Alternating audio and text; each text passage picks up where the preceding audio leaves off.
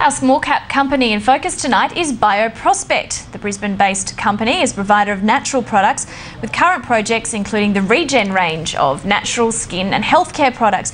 It also has a natural termite solution called Termilone and has products in the animal health and nutrition sector. We're joined now live from our Brisbane studio by the company's Chief Operating Officer, Peter May. Peter, thank you so much for your time. Just if I can get you to take us back to the very beginnings of BioProspect. What were the principles behind why it was set up? Well, yeah, Kylie, I think it's all in the name, really. I mean, BioProspect is about looking at what's in nature and looking for commercial opportunities out of products and compounds that do exist in the flora, mainly, and fauna of the Australian environment. So that's really how BioProspect started, and over time we've focused in on the more commercial opportunities that we've found through our research. Okay, I want to talk to you about some of your specific products a bit later, but just interested in your view on what really drives demand for these sort of natural products. Well, I think it's a general thing within the community that we're very conscious of climate change and environmental matters, and any products we're now buying, we're looking for chemical-free or green solutions to problems. So this is really just part of what's been going on for some time now, and I think there is really a demand out there for natural products derived from natural sources that don't contain synthetic compounds. How have you fared, can I ask, over the past couple of years?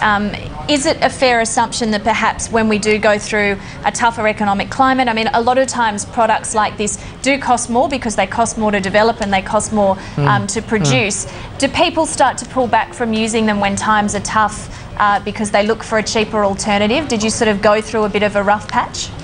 Yeah, I don't think we need to assume that a natural product is going to be more expensive. But certainly we have gone through a difficult time recently, and any consumer product that might be deemed to be higher cost, consumption's gone down. But no, we're very much aiming to be competitive in the marketplace with synthetic products, and natural really being the point of differentiation for our products.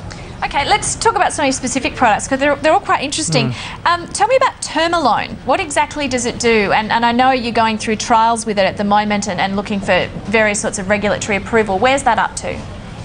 Yeah, we've been working on Termilone, which is an extract from the timber of a a tree that grows in Western Queensland and New South Wales called a false sandalwood, or Eremophila michelii. And it's a product. It's a natural oil that comes from the timber that we distill from the timber. We've been going through a process of proving up the concept and then generating quite a bit of data that's required for registration of the oil itself, and then looking to formulate it and test it mainly in either timber treatment or as a soil applied termiticide for control of termites around timber houses and other structures. So it would effectively replace the chemical sprays that are used, underneath the house to fight termites? Well, I think it is complementary. There are, a whole range of termite control products out there that range from physical barriers through to chemicals and baiting systems, and really pest control operators need to have as many tools as they can out there, and I think consumers need to have the choice as well. And so we see our product really fitting, into the current range of products that are used, and giving consumers as well as the pest controllers themselves an option of a natural option that will perform just as well as a synthetic. Okay, so you're fighting termites. You've also bought a company called ReGen recently. Tell me a bit about that and what attracted you to that company.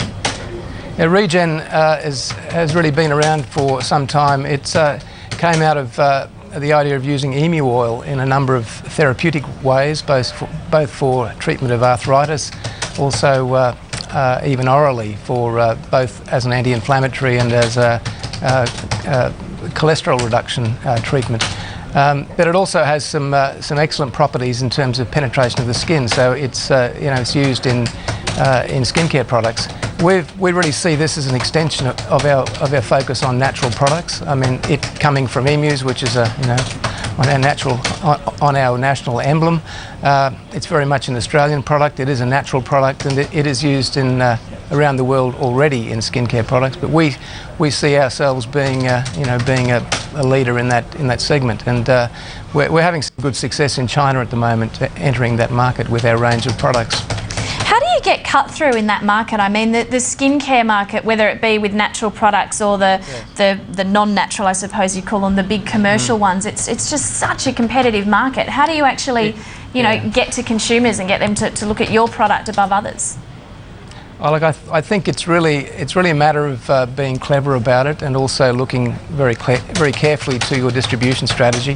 I mean, now I think the market's moved a long way from just the traditional department store chain methods of buying product. I mean, online sales.